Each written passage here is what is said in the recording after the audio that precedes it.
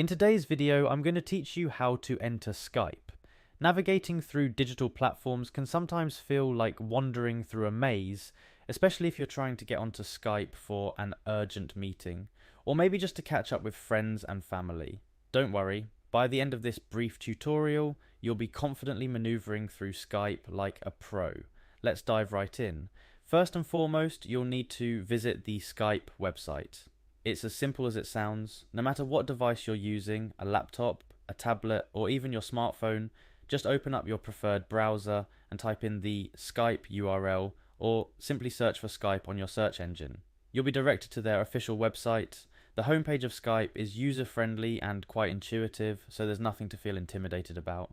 Once you're on the Skype website, you'll notice a variety of options, but the one you're interested in is Open Skype in your browser.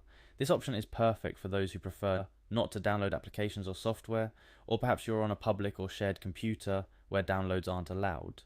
Clicking on this will lead you directly to the web version of Skype, which functions almost identically to its application counterpart.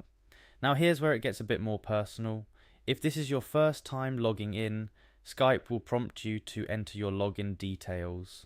This is a standard procedure for your digital safety, ensuring that your conversations and data are kept private. So go ahead and enter your Skype username and password. If your memory fails you, there's always the forgot password option to assist you in regaining access. However, if by chance you don't have a Skype account yet, there's no need to fret. The process of creating one is straightforward and can be initiated right from the Skype website.